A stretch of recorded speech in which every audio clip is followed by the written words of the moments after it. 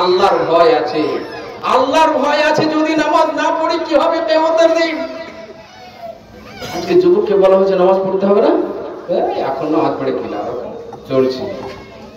কিছুদিন পর দেখা যায় ডেট এক্সপায়ার যখন হয়ে যাবো তখন আপনি কি জানেন যে আপনার মৃত্যু নাই, হতে পারে আমি এখান থেকে আর উঠতে পারবো না, আপনি উঠতে পারবেন না। কে সুযোগ পেয়ে গেছেন তো আল্লাহর ব্যাপার, আল্লাহ তাকে সুযোগ মনে হয়ে দিয়েছে। কতগুলো লোক আপনি দেখছেন যে সেই লোকটা ভাবছিল যে মনে কিছুদিন পর রোজা রাখবো, এই বছরটা চলে যাক, কিন্তু তার আগে দুনিয়া থেকে বিদায়, অ্যাক্সিডেন্ট হয়ে মারা যায়। জ্বর হয়ে গেছে, জ্বরই মারা গেল। একটা কোন জায়গাতে ফোড়া হয়েছে, ফোড়া থেকে সে বিদায় হয়ে গেল। আপনিও বিদায় হয়ে যাবেন। সত্যি এই দুনিয়ার কোনো দাম নেই, ধোঁকা, এই দুনিয়া ধোঁকা। তাহলে এখন সুযোগ আমরা পেয়েছি। এই মাসের নাম হচ্ছে ক্ষমার মাস, এই মাসের নাম হচ্ছে দয়ার মাস, এই মাসের নাম তো রহমতের মাস। আল্লাহ তাআলা এই মাসকে আল্লাহ তাআলা এমন ভাবে অফার দিয়েছেন, অফার দিয়েছেন আল্লাহ তাআলা, অফার দিয়েছেন আল্লাহ তাআলা। আমাদের এই কথাগুলো বলবো কিছুক্ষণ পরে, একটু সাথ দেবেন আমার, তারপরে আমি ছেড়ে চলে যাব।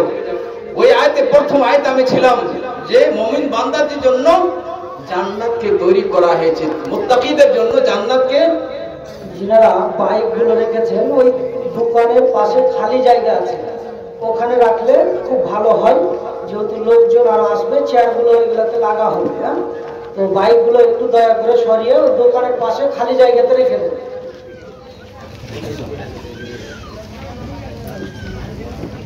তো মুত্তাকিদের জন্য জান্নাত তৈরি করা হয়েছে। মুত্তাকি কারা? আল্লাহ নিজে বলেছেন। আজকে সবাই নিজে নিজে ভাবে আমি মুত্তাকি, সে বলে আমি মুত্তাকি, সে বলে আমি মুত্তাকি। কার কথা শোনা যাবে? কার কথা আমরা শুনবো? সারা জাহানের বাদশা আল্লাহ, সে ওয়াদা খেলাফি করতে যাবে না, ওয়াদা খেলাফি করে না, তার কথা সত্য।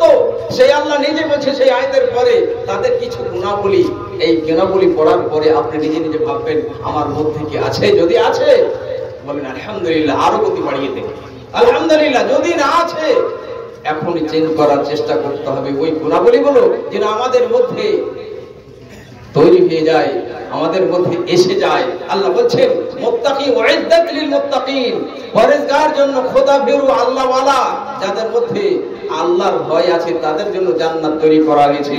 তাদের গুণাবলী কি? আল্লাযীনা ইউনফিকুনা ফিস সাররাই ওয়াদ দাররা, যারা আল্লাহর পথে খরচ করে। আল্লাযীনা ইউনফিকুনা ফিস সাররাই ওয়াদ দাররা, যারা আল্লাহর পথে খরচ করে, সুখে দুঃখে, সচ্ছল অবস্থায় অসচ্ছল অবস্থায় আল্লাহর পথে খরচ করে। কি খরচ করে? এই কথাটা এই আয়াতে উল্লেখ নাই, অন্য আয়াতে উল্লেখ আছে। উলামায়ে কেরাম মুফাসসিরিনগণ বলছেন আল্লাযীনা ইউনফিকুনা ফিস সাররাই ওয়াদ দাররা, কি যারা সুখে দুঃখে আল্লাহর পথে খরচ করে। কি খরচ করে? মাল খরচ করে, সময় খরচ করে, শ্রম দেয়, সময় দেয়, মেহনত দেয়, এগুলো সব খরচ। এই জায়গাতে আপনি সময় দিচ্ছেন, এটা আল্লাহর পথে আপনি খরচ করছেন। এবং এমন নয় যে এসে কথা বলছে তাহলে সময় দেওয়া হলো না, একদম চুপচাপ ইসলামের কায়দা কানুন রীতিনীতি হিসেবে ইসলামকে ভালোবাসি, কোরআনকে ভালোবাসি, এই মনোমেজাজ এবং তার প্রকাশ করেন, তাহলে আপনি সময় দিলেন, আপনি শ্রম দিলেন। এবং কিছু মানুষেরা মাইকের পিছনে পয়সা খরচ করছেন, কিছু মানুষেরা আর অন্য ইফতারের সমাধি পয়সা খরচ করছেন। তো এই সমস্ত মানুষদের, তার মানে মুত্তাকি যারা পরহেজগার খোদাভীরু, তাদের একটা গুণ হচ্ছে, একটি সিফাত হচ্ছে যারা আল্লাহর পথে সুখে দুঃখে, সচ্ছল অবস্থায় অসচ্ছল অবস্থায় খরচ করে, মাল খরচ করে, টাকা পয়সা খরচ করে, শ্রম দেয়, মেহনত দেয়, সেই জায়গাতে পরামর্শ দেয়, এগুলো সব শ্রম দেওয়া। তারপরে ওয়াল কাযিমিনাল গায়জ, নাম্বার 2, তারা নিজের রাগকে দফন করে নেয়, নিজের রাগকে অন্তরে দফন করে নেয়। পানি পান করার মতো পানি পান করে নেয়। রাগ হয় না আমাদের? রাগ হয়ে যায়। তাহলে রাগকে যারা দফন করতে পারে, রাগকে অন্তরে দেবে দিতে পারে, এটা হচ্ছে জান্নাতীদের গুণ, এটা হচ্ছে জান্নাতীদের গুণ, জান্নাতীদের সিফাত। যার কারণে হাদিসের মধ্যে এসেছে, নবী আকরাম সাল্লাল্লাহু আলাইহি সাল্লামের সামনে আবু হুরায়রা রাদিয়াল্লাহু তাআলার হাদিস, একজন ব্যক্তি এসে নবী সাল্লাল্লাহু আলাইহি সাল্লামকে জিজ্ঞাসা করছেন, আউসিনি ইয়া রাসূলুল্লাহ, নবী সাল্লাল্লাহু আলাইহি সাল্লাম আমাকে উপদেশ দেন। একটা ছোট্ট ছেলে যদি একটা টিচারের কাছে, প্রফেসরের কাছে, জ্ঞানী ব্যক্তির কাছে যে বসে যে আমাকে একটা সুন্দর উপদেশ দেন, আমাকে একটু ভালো কথা বলে যাতে আমি জীবনে কামিয়াব হই, আমি সাকসেসফুল হই। যোগ্য সাহাবী তারা লালচি ছিলেন জান্নাতে। আর আজকে আমরা কিসের লালচি হয়েছি? টাকা পয়সার বিল্ডিং এর কিছু কিছু কাজ আছে, হ্যাঁ করেন, মানা নাই, নিষেধ নাই, কিন্তু কি কারণে? আল্লাহর জন্য। আপনি একটা সুন্দর খিড়কি জানালা খুলছেন কি কারণে? আমার জান্নাত থাকবে, জানলার হাওয়া আসবে, এবং জান্নাত দিক থেকে যখন আজান হবে তো আজানের আওয়াজটা, ধ্বনিটা আমি শুনতে পাবো, ফজরের নামাজে জেগে যাব। এটা নাকি? এটা নাকি? দুনিয়ার সৌন্দর্য পেয়ে গেলেন আর শুধুমাত্র মানুষকে দেখাবার জন্য শেষ, বরবাদ, বরবাদ হয়ে যাব। তো এক সাহাবী এসে নবী সাল্লাল্লাহু আলাইহি ওয়াসাল্লামকে জিজ্ঞাসা করছে, তারা লালচি ছিলেন জান্নাতে, যে আউসিনি ইয়া রাসূলুল্লাহ, নবী সাল্লাল্লাহু আলাইহি ওয়াসাল্লাম আমাকে উপদেশ দেন, আমাকে সুন্দর একটি কথা বলে দেন। নবী সাল্লাল্লাহু আলাইহি ওয়াসাল্লাম বললেন, লা তাগদাব, ফারাদ্দাদা মিরারান ফাকাল লা তাগদাব। তো নবী সাল্লাল্লাহু আলাইহি ওয়াসাল্লাম বললেন, রাগ করো না, রাগ করিও না। সেই সাহাবী বলছে, ঠিক আছে, একবার হলো, আরেকবার জিজ্ঞাসা, আরেকটা আমাকে নসিহত করুন সাহাবী। তারপর নবী সাল্লাল্লাহু আলাইহি ওয়াসাল্লাম বলছে, লা তাগদাব, রাগ করো না। আবার সেই সাহাবী বলছে, তার মানে সাহাবী বারবার একবার শোনার পরে সেই সাহাবীর মনে ভাবছে, মনে মনে ভাবছে যে এরপরে অন্য কোনো উপদেশ দেন কি। তারপরে নবী সাল্লাল্লাহু আলাইহি ওয়াসাল্লাম বলছে, লা তাগদাব। আবার সেই সাহাবী বলছে, এরপরে অন্য কোনো উপদেশ। আবার নবী সাল্লাল্লাহু আলাইহি ওয়াসাল্লাম বলছে, না, লা তাগদাব, তোমার জন্য খুব জটিল হচ্ছে যে রাগকে দফন করতে শিখো। রাগ প্রত্যেক বিপদের জড়, শিখো। রাগ হয় তখন তালাক চট করে দিয়ে দেয়, রাগ হয় তাকে কাউকে মার্ডার করে দেয়, রাগ হয় তখন কাউকে গালি দিয়ে দেয়, রাগ হয় তখন কাউরে গীবত চগলখড়ি সমস্ত কথা বলে দেয়, রাগ হয় তখন আর কিছু করে। রাগের সাথে সবকিছু কথা হয়ে থাকে। আজকে কিছু লোকের রাগ হয়েছে, রাগের সাথে কি করে? সব মদ পান করে আসে, মদ পান করে সেই ইচ্ছা মতো গালাগালি করে, মারবো, ধরবো, তুম করবো। যার রাগ হার তার, যার রাগ হার তার। ইউসুফ আলাইহিস সালামের ঘটনাতে আপনি যান। ইউসুফ আলাইহিস সালাম নবী, ইয়াকুব আলাইহিস সালামের সন্তান। উনার ভাইরা হিংসা হাসাদের কারণে তাকে শেষ করে দেওয়ার চেষ্টা ছিল, কিন্তু তার এক ভাই বলল যে না, শেষ করতে হবে না, তাকে কুয়াতে নিক্ষেপ করে দেওয়া হোক। কুয়াতে নিক্ষেপ করে দেওয়া হলো। কিন্তু আল্লাহ তার যাকে বাঁচায় কেউ মারতে পারে না, এই কথা মনে রাখেন। তার মানে আমাদের আসল মালিক কে? আল্লাহ। তাহলে আমার অন্তরের সম্পর্ক কার সাথে থাকবে? আল্লাহর সাথে থাকবে। খলিলুল্লাহ ইব্রাহিম আলাইহিস সালাম একাই ছিলেন, বাবাও শত্রু হয়ে গেছে, পূর্ণ কওম শত্রু হয়ে গেছে।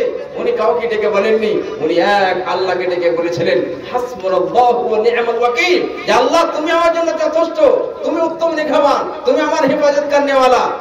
সেই ইউসুফ আলাইহিস সালাম কে আল্লাহ বাঁচিয়ে নিলেন, উনি খাজেন হয়ে গেলেন, বাদশা হয়ে গেলেন। অবশেষে তার ভাইরা তার কাছে যেত, অভাব অনটনের কারণে খাবার কাল্লা লওয়ার জন্য সেখানে গেল। তার ভাইরা ভাবতেই পারেনি যে আমার ইউসুফ ভাই বেঁচে আছে, কিন্তু ইউসুফ আলাইহিস সালাম চিনতে পারছেন কিন্তু আমার ভাই। প্রথমে বলেনি, শেষের দিকে বলছে, আচ্ছা তোমাদের কি মনে আছে যে তোমরা ইউসুফের সাথে কি ব্যবহার করেছিলে? এখন চমৎকার কথাটা বুঝেন। ইউসুফ আলাইহিস সালাম তার ভাইরাকে বলছে যে তোমাদের কি মনে আছে ইউসুফ আলাইহিস সালাম ইউসুফের সাথে কি ব্যবহার করেছিলেন? ছোট করে তাদের দিমাগ বেজে উঠছে, হ্যাঁ ইউসুফের কথা কি করে জানলো? ইউসুফের কথা কি করে জানলো? তখন ছোট করে বলছে, তুমি কি ইউসুফ? বলছে, হ্যাঁ আমি ইউসুফ। তখন তারা লজ্জিত হয়েছে, শর্মিন্দা হয়েছে, আর বলছে যে আমরা ভুল করেছিলাম, মিস্টেক করেছিলাম, ক্ষমা করে দাও, মাফ করে দাও। এখানে একটু ভাবেন তো, যে মানুষ আপনাকে জান থেকে মেরে দেওয়ার চেষ্টা করেছে, আর ওই লোকটা যদি ক্ষমা চায়, ক্ষমা করতে পারবেন? হ্যাঁ, ক্ষমা করবো না, তো আমাকে মারার চেষ্টা করেছিল, কিন্তু আমাকে দুনিয়া থেকে বিদায় চাই, আমি ক্ষমা করবো না। কিন্তু ইয়াকুব আলাইহিস সালাম কি কথা বলেছিলেন? লা তাসরিবা আলাইকুম আল-ইয়াওম, আজকে তোমাদের কোনো ইন্তেকাম দেওয়া হবে না, কোনো বদলা দেওয়া হবে না। ইয়াগফিরুল্লাহু লাকুম ওয়া হুয়া আরহামুর রাহিমিন, আল্লাহ তোমাদেরকে ক্ষমা করে দাও, মাফ করে দাও, আল্লাহ সবচেয়ে বেশি দয়ালু। আল্লাহু আকবার। তারপর মুমিন বান্দা যারা জান্নাতি হবে, তাদের গুণাবলী হবে যে তারা ক্ষমা করতে শিখবে।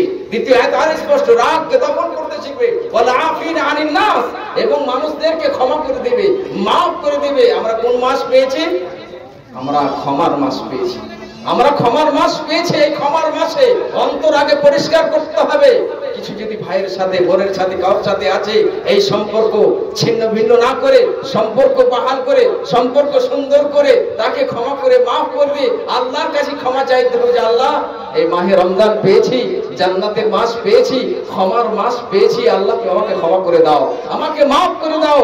যে ব্যক্তি অন্য মানুষকে ক্ষমা করতে পারে, নিজের ভাইকে মাফ করতে পারে, ক্ষমা করতে পারে, আল্লাহ সেই বান্দাকে বলবে, বান্দা তুমি আমার বান্দা হয়ে আমার বান্দাকে মাফ করে দিয়েছিলে, ক্ষমা করে দিয়েছিলে।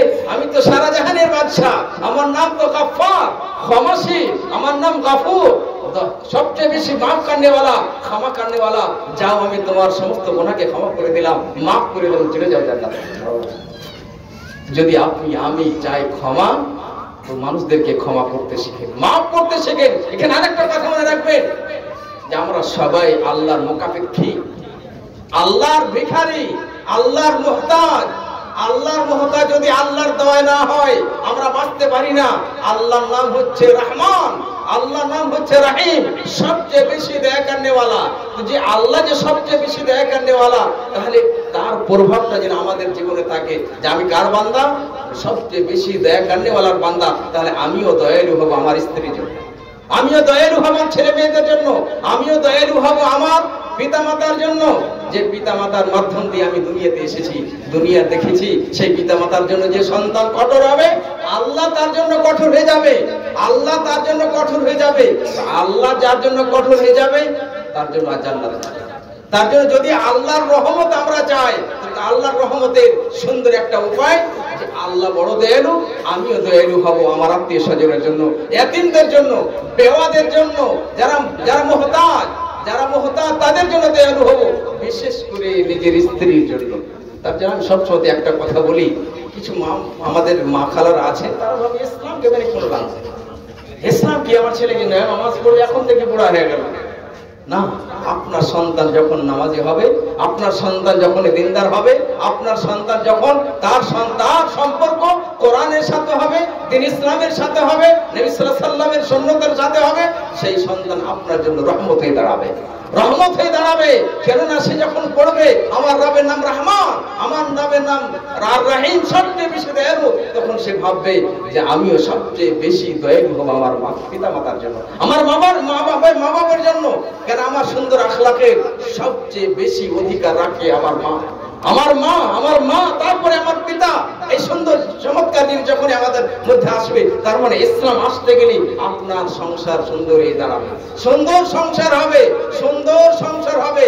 দুনিয়া তো শান্তি পাবেন, মরার বড় শান্তি। ওই সন্তান যখনই ভালো কাজ করবে, নেক কাজ করবে, সব নেকি আপনার কবরে পৌঁছবে। কেননা ওই সন্তান আপনার ফল, আপনার পরিশ্রম, আপনার মেহনত। আপনি সেই সন্তানকে তৈরি করে গেছেন, আপনার সুন্দর একটি গাছ। তাহলে ওই সন্তানকে যদি নেক বানান, আপনি ওই সন্তানকে আপনি সুন্দর চরিত্র শিখে যান, নবী সাল্লাল্লাহু আলাইহি ওয়াসাল্লামের আখলাক, নবী সাল্লাল্লাহু আলাইহি ওয়াসাল্লামের চরিত্র শিখে যান, সব নেকি আপনার কবরে পৌঁছবে। এটাকে আমরা চাই না, কিন্তু আমরা ভুলে পড়েছি। তার জন্য আজকে আমরা জালসাতে মেলা, এতে মেলা, ওতে মেলা, ইসলাম আমরা শুনতে চাই না। আমরা কিছু সুর শায়রি শুনতে চাইছি, ইসলামকে বুঝতেছি এত মজা আছে যে আপনি ছাড়তে পারেন। আমি তো বলি একদম পরিষ্কার করে যে কোরআনকে একটু যদি বুঝতে পারে, অমুসলিমের কথা বলছি, অমুসলিম মুসলমানের কথা বাদ দিয়ে একটু জ্ঞানী ব্যক্তি যদি অমুসলিম হয়, একটু কোরআনকে সুন্দরভাবে পড়ার চেষ্টা করে, না মেরে ছাড়তে পারে না। কোরআন না মেরে ছাড়তে পারবে না, প্রভাবিত হতেই হবে, ইসলামকে মানতে হবে, এই কথা জানতে হবে যেন ইসলাম সত্য, ইসলাম সত্য। এত চমৎকার সুন্দর জিনিস, এই কথা মেনে থাকতে পারে না মাননীয় মুসলিম সমাজ। তো আমরা সুন্দর মাস পেয়েছি। সুন্দর মাস কেমন মাস পেয়েছি কয়েকটা কথা বলি। সেই বুখারীর হাদিস, আবু হুরায়রা রাদিয়াল্লাহু তাআলা আনহু, আবু হুরায়রা রাদিয়াল্লাহু তাআলা আনহু সেই হাদিসের বর্ণনাকারী। নবী আকরাম সাল্লাল্লাহু আলাইহি সাল্লাম বলছেন এই মাহে রমজানের গুরুত্বের কথা। নবী সাল্লাল্লাহু আলাইহি সাল্লাম বললেন, ইদা জা রমাদান ফুতিহাত আবওয়াবুল জান্নাহ ওয়া গুলিকাত আবওয়াবুন নার ওয়া সুফিদাতিশ শায়াতিন। যখন মাহে রমজান চলে আসে, যখন মাহে রমজান চলে আসে, জান্নাতের দরওয়াজা খুলে দেওয়া হয়, জাহান্নামের দরওয়াজাকে বন্ধ করে দেওয়া হয়, এবং শায়াতিনকে, শয়তানকে আবদ্ধ করে দেওয়া হয়, বেঁধে দেওয়া হয়। তার মানে এই হাদিস থেকে আল্লাহ তাআলা আমাদেরকে নবী সাল্লাল্লাহু আলাইহি ওয়াসাল্লামের মাধ্যম দিয়ে বলতে চাইছেন যে তোমরা নেকির গতিকে বাড়িয়ে দাও, তোমরা নেকির গতিকে বাড়িয়ে দাও। এখন শুধুমাত্র নেকির কথা হবে, এখন শুধুমাত্র জান্নাতের কথা হবে, জান্নাত ছাড়া অন্য কথা হবে না। কারণ এখন জান্নাতের কাজ করে আমরা জান্নাত লাভ করব, জান্নাত হাসিল করব। অন্য হাদিসের মধ্যে জামি তিরমিজিতে এসেছে নবী সাল্লাল্লাহু আলাইহি সাল্লাম বললেন, প্রত্যেক রাত্রে যখনই মাহে রমজান চলে আসে, প্রত্যেক রাত্রে আল্লাহর পক্ষ থেকে নিদা দেনেওয়ালা, আওয়াজ দেনেওয়ালা আওয়াজ দেয় আর বলে, ইয়া বাগিয়াল খায়র আকবিল, হে মঙ্গলের অনুসন্ধানকারীরা, হে মঙ্গলের অনুসন্ধানকারীরা, তোমরা এগিয়ে চলো, ভালোর দিকে অগ্রসর হও, বেড়ে চলো। ইয়া বাগিয়াশ শার আকসির, হে মন্দর অনুসন্ধানকারীরা বাস করো, বন্ধ করো, মন্দ কাজ করো এখন বন্ধ করে দাও, সুদ বন্ধ করে দাও, গুনাহ বন্ধ করে দাও, সিগারেট খাওয়া, বিড়ি পান করা সমস্ত বন্ধ করে দাও। কেননা এই মাস হচ্ছে নেকি করে জান্নাত লাভের মাস, নেকি করে ইবাদত করে জান্নাত লাভের মাস। জান্নাতের দরওয়াজা খুলে দেওয়া হয়েছে, আর অন্য কোনো কথা হবে না। প্রত্যেক মানুষের মুখে যেন থাকে যে এটা মাসটা হচ্ছে কোরআনের মাস, এই মাস হচ্ছে জান্নাতের মাস। কোরআন প্রত্যেক মানুষের মুখে যেন থাকে যে আমরা এখন কোরআন তেলাওয়াত করব, আমরা সবাই ধৈর্য অবলম্বনের কথা বলবো, আমরা একে অপরের ইফতারির কথা বলবো, ভালো কথা বলবো। ভালো কথা ছাড়া আর অন্য কথা আমাদের মাঝে থাকবে না। এত সুন্দর মাস, এই মাসটা হচ্ছে আখলাকের মাস, এই মাসের নাম হচ্ছে চরিত্রের মাস। কেমন ভাবে? আপনি যখন ওই হাদিসটা, ছোট্ট একটি হাদিসের একটা শব্দ আমি পড়ি, নবী সাল্লাল্লাহু আলাইহি ওয়াসাল্লাম বললেন, রমজান মাস রোজা তুমি রেখেছো, কোন ব্যক্তি যদি তোমাকে গালি দেয়, তোমার সাথে ঝগড়া করতে চায়, গালাগালি করে, তোমাকে মন্দ কথা বলে, টর্চার করে, আর কিছু করে, তখন তাকে তুমি বলে দাও, ইন্নী সাইম, আমি রোজের, তাকে বলে দাও, তাকে তুমি বলে দাও আমি রোজেদার। কেমন ভাবে আমরা বলবো? অন্তর থেকেও বলবো এবং মুখেও বলে দেবো যে আমি রোজেদার। এমন হতে পারে কোন সমাজে এমন ব্যক্তি আছে যার সাথে যে গালাগালি করছে, যদি আমি মুখে বলি হতে পারে আরো বেশি টর্চার করবে, আরো কিছু কথা বলে দেবে। অন্তর থেকে আপনি নিজেকে বলেন যে আমি রোজেদার, আমি তোমার সাথে ঝগড়া করবো না, আমি তোমাকে গালি দিব না। কেন? এই রোজা আমাকে শিখাচ্ছে, এই রোজা আমাকে তারবিয়ত দিচ্ছে, এই প্রশিক্ষণের মাস রোজা আমাকে শিখাচ্ছে ধৈর্য অবলম্বন, নিজের আত্মাকে মজবুত করতে শিখাচ্ছে, কন্ট্রোল করতে শিখাচ্ছে। কেমন ভাবে? যখন ইফতারের সময় আসে, এখন তো এই জায়গাতে গালাগালি করতে নিষেধ করেছেন, সে গালি দাও, কত আপনার দুশমনি করবে। অনেক দুশমনরা চেয়েছিলেন নবী সাল্লাল্লাহু আলাইহি ওয়াসাল্লামের ক্ষতি করতে, সাহাবায়ে কেরামের ক্ষতি করতে, তারা ক্ষতি করতে পারেনি। আল্লাহ আমাদের জীবনের মালিক, আমার আপনার হাসির মালিক, কান্নার মালিক, তার হাতে সবকিছু রয়েছে। সে আপনার ব্যাপারে চিন্তা ভাবনা করার পরে গালাগালি করে কিছু ক্ষতি করতে পারে না। আপনি বলে দেন আমি রোজেদার। আমি আরেকটা কথা বলতে চাইছি, যখন ইফতারের সময় হয়, সবাই আমরা মোবাইল নিয়ে থাকি, ঘড়ি থাকে সামনে, মোবাইলে ঘড়ি থাকে, বারবার তাকাই, আর 10 মিনিট বাকি আছে, আর 5 মিনিট, আর 2 মিনিট, আর 3 মিনিট, কিন্তু আমাদের সামনে থাকে খাবার আমাদের সামনে থাকে, সেব থাকে, আঙ্গুর থাকে, বেদনা থাকে, ভালো ভালো খাবার থাকে, কিন্তু হাত বাড়ছে না, সেদিকে যাচ্ছে না। সেই খাবারের মালিক আমি, সেই খাবারের মালিক আপনি। আপনার চাহিদা আছে, আপনার শখ আছে, খাবার ইচ্ছা আছে, খিদা লেগে আছে, তারপরও কেন খান না? কে বাধা দিচ্ছে? কে আপনাকে বাধা দিচ্ছে আপনার খাবার খেতে? কে এমন শক্তি আছে আপনাকে বাধা দিচ্ছে? আপনি বারবার ঘড়ির দিকে তাকাচ্ছেন, তার মানে আল্লাহ আপনাকে বাধা দিচ্ছে। আল্লাহ আপনাকে বলছে, বান্দা আমার অর্ডারে তোমার জীবন যাপন হবে, তোমার ইচ্ছা মতো জীবন যাপন হবে না। এই জায়গাতে বান্দা আল্লাহকে বলছে, আল্লাহ আমি বারবার ঘড়ির দিকে তাকাচ্ছি, ঘড়ির দিকে দেখছি, আমার খাবার, আমার ইচ্ছা আছে, আমার খিদা আছে, ভোগ আছে, কিন্তু খাই না। আমি তোমার কাছে অঙ্গীকার করছি যে আমার জীবনটা তোমার ইচ্ছা মতো, আমার জীবন তোমার ইচ্ছা মতো হবে। তুমি আমাকে বলে দিয়েছো তোমাকে নামাজ কায়েম করতে হবে, আমি নামাজ কায়েম করতে রাজি আছি। তুমি আমাকে নিষেধ করেছো সুদ খেতে হবে না, আমি সুদ খাবো না। তুমি আমাকে নিষেধ করেছো জেনার কাজে তুমি যাবে না, আমি যাব না সেই কাজে। তুমি আমাকে নিষেধ করেছো হারাম পথে যেতে হবে না, আমি যাব না। তুমি আমাকে নিষেধ করেছো শিরকের পথে যেতে হবে না, আমি যাব না। তুমি আমাকে আদেশ দিয়েছো তাওহীদের পথে যাও। তাওহীদ হচ্ছে মানুষের জীবনে সুখ শান্তির জায়গা, তাওহীদ হচ্ছে রহমতের জায়গা, তাওহীদ হচ্ছে রহমতের জায়গা, জান্নাতের জায়গা। সেই জায়গাতে সুখ আছে, তাতে আমি যেতে রাজি আছি। কিন্তু আসলে রমজানের যে উদ্দেশ্য, আসল মাকসাদ, সেটা বুঝতে পারেনি। লোকে করছে পর্থা হিসেবে, করছে না, পর্থা হিসেবে করতে হবে না, ভালোবাসা নিয়ে করতে হবে। আর ভালোবাসা যখন জেগে যাবে, তখন মুমিন বান্দাকে খিদা লাগে না। আল্লাহর কসম খেয়ে বলছি, মুমিন বান্দাকে খিদা লাগে না। আপনি দেখবেন নিজের জীবনে যে মানুষকে আপনি ভালোবাসেন, সেই ব্যক্তি যদি আপনার কাছে আসে সাক্ষাৎ করার জন্য, মোলাকাতের জন্য, তো সেই ব্যক্তি আপনার কাছে ঘন্টার ঘন্টা কথা বলতে আছে। 5 ঘন্টা হয়ে গেছে, 10 ঘন্টা হয়ে গেছে, সারা রাত পার হয়ে যাচ্ছে, আপনি অনুভব করতে পারেন না কতটা সময় হয়েছে, মনে হচ্ছে মাত্র 5 মিনিট সময় গেছে। কেন? ভালোবাসার কারণে। মুমিন বান্দা আল্লাহকে সবচেয়ে বেশি ভালোবাসে। কেন ভালোবাসে? সবকিছু আমি তার ভূমিকাতে আমি দিয়েছি। ইবাদত, এই ভালোবাসা না থাকতে গেলে ইবাদতের মজা নাই। মুমিন বান্দা আল্লাহকে সবচেয়ে বেশি ভালোবাসে। আল্লাযীনা আমানু আশাদ্দু হুব্বান লিল্লাহ। মুমিন বান্দা আল্লাহকে সবচেয়ে বেশি ভালোবাসে এবং আল্লাহ তাআলা বান্দাদেরকে সবচেয়ে বেশি ভালোবাসে। আল্লাহ আমাদেরকে 11 মাস খেতে বলেছেন, খাও। মানা করেছেন, নিষেধ করেছেন আল্লাহ। কিছু লোক বলছে ইসলাম মানে পাবন্দি, ইসলাম মানে কঠোরতা। নাউজুবিল্লাহ, আমাদেরকে তো ইসলামে খেতে মানা করেনি। আমরা মাছ খাই, গোশ খাই, আন্ডা খাই, ডিম খাই, সে পদ যা কিছু আছে সবকিছু আল্লাহ তাআলা আমাদের জন্য খেতে বলেছেন। কিন্তু যে জিনিসগুলো খেতে গেলে ক্ষতি আছে সেখান থেকে নিষেধ করেছেন। যে জিনিসগুলো খেতে গেলে ক্ষতি আছে সেখান থেকে বাধা দিয়েছেন। কিন্তু কোন সময় আমাদের বোঝা আসে না, কোন সময় বোঝা আসে, কোন সময় বোঝা আসে। ছোট ছেলেরা যখন স্কুলে যায় তখন পিতামাতা বলে যে এই জায়গায় যেতে হবে না, স্কুল থেকে বের হতে হবে না, একাডেমি থেকে বের হতে হবে না, হেডমাস্টার বলেন যে তোমাকে বের হতে হবে না। কিছুক্ষণের জন্য ছোট ছেলেদেরকে মাস্টার খুব বদমাশ, কিন্তু আপনি জানতে পারেন যে না, এই টিচার হচ্ছে তার মঙ্গল কামী, তার মঙ্গল চায়, ভবিষ্যৎ চায়। আল্লাহ তাআলা আমাদেরকে সবচেয়ে বেশি ভালোবাসেন। আল্লাহ যে বিশাল আকাশ তৈরি করলেন, বিশাল বড় জমিন তৈরি করলেন, সমস্ত জিনিস তৈরি করলেন আমাদের জন্য। আল্লাহ তাআলা জানেন যে আমার শরীরে কি সুটেবল আছে, কি ক্ষতিকর হবে, কোনটা খেতে গেলে আমার শরীরটা ভালো থাকবে, আর কোনটা জিনিস খেতে গেলে ভালো থাকবে আর কোনটা না খেতে গেলে ভালো থাকবে। তার জন্য আল্লাহ আমাদেরকে বিধান দিয়েছেন। তাহলে ইসলাম চমৎকার সুন্দর জিনিস। ইসলামকে না মেনে মানুষ থাকতে পারে না, তার জীবন সুখের হতে পারে না। আজকে কিছু যুবকেরা মদ পান করে গালাগালি করে। কালকে রাত্রে এশার সময় মনে হচ্ছে এশার একটু আগে মদ পান করে এসেছে, গালাগালি করছে। রমজান মাস, তারপরে বাড়িটাকে একরকম ফিতনা আগুন বানিয়ে দিয়েছে। স্ত্রীকে গালি দিচ্ছে, বেটিকে গালি দিচ্ছে, বোনকে গালি দিচ্ছে, আশেপাশের মানুষকে গালি দিচ্ছে। ইসলাম নিষেধ করলো কি কারণে?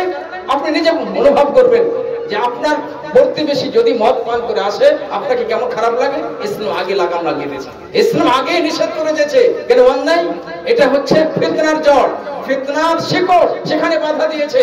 আজকে সুদের কারণে কিভাবে আজকে এক অপরের সাহায্য করতে চাই। আপনি বিপদে পড়েছেন, আপনার আম্মা, আপনার বাবা অসুখে পড়েছে, এমন সময় এসে গেছে এখন 1 লাখ টাকা লাগবে। হঠাৎ করে আপনার কাছে টাকা নেই, চাইতে যাচ্ছেন, টাকা দেবো না। মুখজনের কাছে যাচ্ছেন, বলছে নাই টাকা, বলছে নাই সিধা। কিন্তু যদি তাকে বলে দেন যে সুদে দাও, হাত দিলে আপনার ওই জায়গাতে আপনি একটু ব্যথা নেন তো, যে আমার মা অসুস্থ আছে, মানুষ কেউ নাই, কেউ দরদি মানুষ নাই, যে আমাকে 1 লাখ টাকা কিছু দিনকার জন্য দেবে। যদি নাও দিতে পারি, আমার জমি আজ বেঁচে দেবো, এখন হঠাৎ করে এখনই দরকার। ইসলাম যে নিষেধ করেছে সুদ থেকে, এগুলো নাও, আপনার জীবনে সুখ আসবে, আপনার পাড়াতে সুখ আসবে, এলাকাতে সুখ আসবে, গ্রামে সুখ আসবে, দেশে সুখ আসবে। ইসলাম চমৎকার ভালোবাসাটাকে মানতে হবে।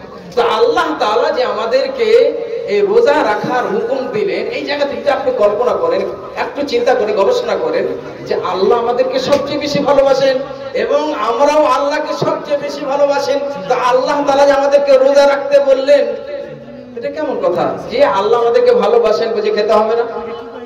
আল্লাহ জানেন, আল্লাহ সবচেয়ে বেশি জানেন, আল্লাহ সবচেয়ে বেশি জানেন এই বান্দা 11 মাস যা তা খেয়েছে, যা তা মানে যে হালাল জিনিস খেয়েছে, ইচ্ছা মতো খেয়েছে, একটা মাস অফার হিসেবে দিয়েছে। এই মাসটাতে তোমরা নিজের নফসকে কন্ট্রোল করো, নিজের নফসকে কন্ট্রোল করো, ধৈর্য অবলম্বন করতে শেখো, কন্ট্রোলে তোমরা এসে যাও এবং এই মাসের বদলাতে আমি তোমাদেরকে জান্নাত দেব। এই জান্নাত দেব আমি তোমাদেরকে, এবং এই রোজা রাখাতে তোমাদের লাভ আছে, এই রোজা রাখাতে তোমার শারীরিক লাভ আছে এবং আখিরাতের লাভ আছে। আখিরাতের লাভ জান্নাত, আর দুনিয়াতে শারীরিক লাভ আছে। অনেক সময় ডাক্তার বলে যে তোমাকে রোজা থাকতে হবে, তোমাকে না খেয়ে থাকতে হবে। তার মানে ইসলামে যা কিছু হুকুম দেওয়া হয়েছে এটাকে আপনাকে সব সময় মাথাতে রাখতে হবে যে ইসলামে যে জিনিসের আদেশ হয়েছে তাতে লাভ আছে, যে জিনিস থেকে আমাকে নিষেধ করা হয়েছে তাতে আমাদের লাভ আছে। এই কথাগুলো জানতে গেলে মজা আসে। তো আল্লাহর ভালোবাসাতে রোজা রাখতে সহজ হয়ে যায়। যে আল্লাহ আমাকে নিষেধ করেছেন তার সাথে খাবো না, মাগরিবের পর আমি খাবো, যেমন সূর্য ডুবে যাবে তখন আমি খাবো, আল্লাহ আপনাকে ফ্রি সময় দিয়েছে। এবং মুমিন বান্দারা ওই সময়তে খুশি পায়, আনন্দ লাভ করে। সেই বুখারীর হাদিস, সেই মুসলিমের হাদিস, লিসাইমি ফারহাতান, রোজাদারের জন্য দুটি খুশির সময় রয়েছে। রোজাদারের জন্য দুটি খুশির সময় রয়েছে, দুটি খুশির সময়। ফারহাতুন ইনদা ফিতরি, একটি খুশির সময় ইফতারের সময়। ওয়া ফারহাতুন ইনদা লিকাই রাব্বি, এবং একটি খুশির সময় আল্লাহর সাথে সাক্ষাতের সময়। কেমন ভাবে একটু বোঝার চেষ্টা করি আমরা। নবী সাল্লাল্লাহু আলাইহি ওয়াসাল্লামের কথা বললেন। নবী সাল্লাল্লাহু আলাইহি ওয়াসাল্লাম কি সাধারণ মানুষ ছিলেন? সবচেয়ে বেশি জ্ঞানী আদম আলাইহিস সালাতু সালামের মধ্যে উত্তম সন্তান, সবচেয়ে জ্ঞানী সন্তান, সবচেয়ে সুন্দর সন্তান, নবীদের মধ্যে সবচেয়ে সুন্দর নবী, উত্তম নবী, সেই নবী সাল্লাল্লাহু আলাইহি সাল্লাম বলেছেন। তার মানে তার অর্থ আছে, সেই অর্থটা যখন আপনি বুঝতে পারেন মজা লাগবে। যে একটা খুশি, ফারহাতুন ইনদা ফিতরি, ইফতারের সময় একটা খুশি। কি কারণে খুশি হয় ইফতারের সময়? খাওয়ার কারণে, খেতে পেয়েছি না। মুমিন বান্দা খাওয়ার লালচি হয় না। মুমিন বান্দা যখন সাহরি খেয়েছে, সাহরি খাওয়ার পরে এই সুন্দর দিনটা রোজার অবস্থায় পার করে দিয়েছে, হক আদায় হয়ে গেছে, ইফতারের সময় হয়ে গেছে, তখন তার খুশি হয়ে যায় যে আল্লাহ আমার উপরে যেটা ফরজ করেছেন আলহামদুলিল্লাহ আমি করে দিয়েছি, আমি আমার দ্বারে আদায় হয়ে গেছে আলহামদুলিল্লাহ, আমি আল্লাহর কাছে নেকির আশা রাখছি, আমি আল্লাহর কাছে নেকির আশা রাখছি। কেমন ভাই একটা উদাহরণ দেই। এক যুবক কাজ করতে গেছে, 8 ঘন্টা ডিউটি আছে, 1000 টাকা পাবে। 8 ঘন্টা ডিউটি, মনে মনে ভাবছে যদি আমি শরীর খারাপ হয়ে যায় 4 ঘন্টা করতে পারি তখন আমি টাকাটা পাবো না। 8 ঘন্টা পুরো হয়ে গেছে, আলহামদুলিল্লাহ এই টাকার হকদার হয়ে গেছে। এই খুশি মুমিন বান্দা কিসের খুশি হয়? যখন আলহামদুলিল্লাহ যে রোজাটা আমার উপরে ফরজ হয়েছিল এই রোজাটা আমি আমার হক আদায় হয়ে গেছে আলহামদুলিল্লাহ, এখন আল্লাহর কাছে আমি নেকির আশা রাখি। কে রোজাদারের জন্য জান্নাত তৈরি করা হয়েছে, তার গেটের নাম হচ্ছে বাবু রায়্যান। রায়্যান গেটে মুমিন বান্দার রোজাদার যারা, সেই রোজাদারেরা রায়্যান গেট দিয়ে প্রবেশ করবে। এবং দ্বিতীয় নম্বর খুশি হচ্ছে ফারহাতুন ইনদা লিকাই রাব্বি, আল্লাহর সাথে যেদিন সাক্ষাৎ হবে সেই দিন সবচেয়ে বেশি খুশির সময়। হাদিসের মধ্যে এসেছে মুমিন বান্দার যখন জান্নাতে চলে যাবে, জান্নাতের সমস্ত নিয়ামত পেয়ে যাবে। এই দুনিয়া সুখের জায়গা নয়, এই দুনিয়া সুখের জায়গা নয়। মানে দেখুন নিজে প্র্যাকটিক্যালি এমন সময় ছিল, আপনি দেখেছেন যে যখন ছোট ছিলেন আমি কখন বড় হব, বড় হয়ে যাব তখন ইচ্ছা হয় যে কখন আমার বিয়ে হবে, বিয়ে হওয়ার পর ইচ্ছা হলো আমার কখন সন্তান আসবে, তখন আমার বাড়ি গাড়ি হবে, যখন বাড়ি গাড়ি হলো, ছেলে মেয়ে হলো, তখন আর খাওয়া দাওয়ার আসর করে না, শরীর ভালো থাকে না। তার মানে এই দুনিয়াটা এইভাবে কেটে যাবে। এই দুনিয়া সুখের জায়গা নয়, এই দুনিয়া সুখের জায়গা না, আমলের জায়গা। দারুল আমাল, এই জায়গাটা হচ্ছে আমলের জায়গা।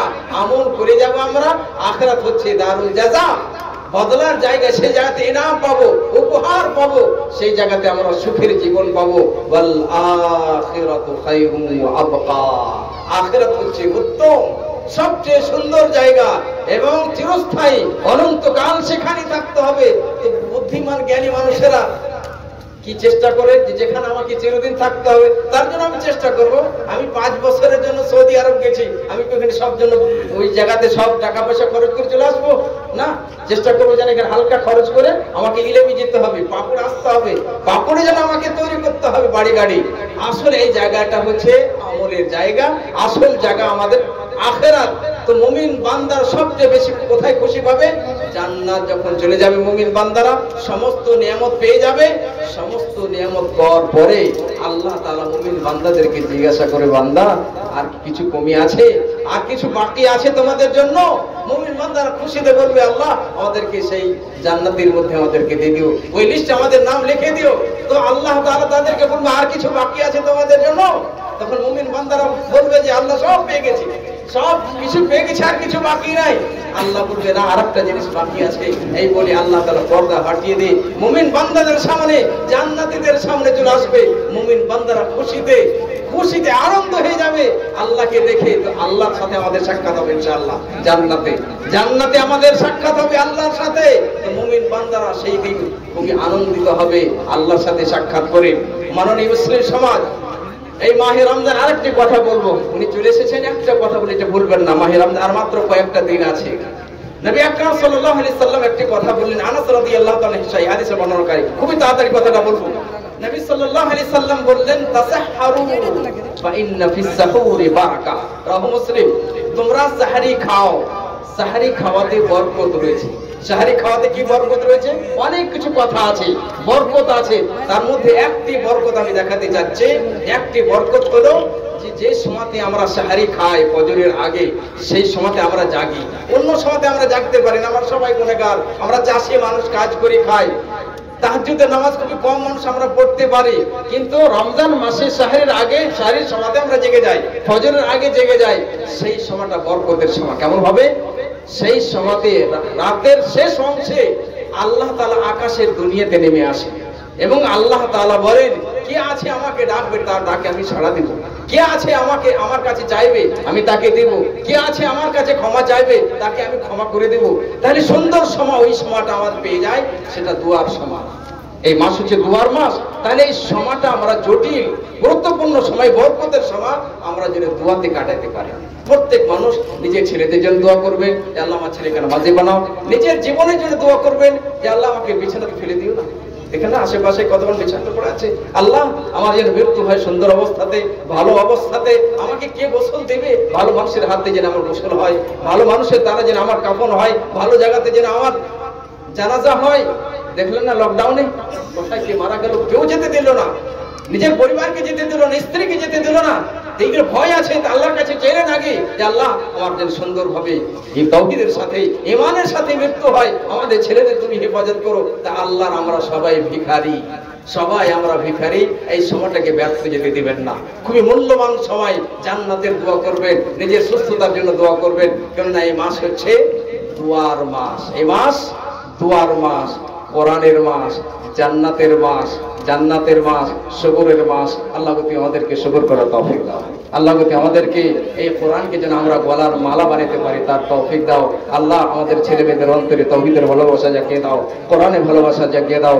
আমিন। ওয়া সাল্লাল্লাহু নবিয়্যিনা মুহাম্মদ ওয়া আলা আলিহি ওয়া সাহবিহি আজমাইন। আসসালামু আলাইকুম ওয়া রাহমাতুল্লাহি ওয়া বারাকাতুহু।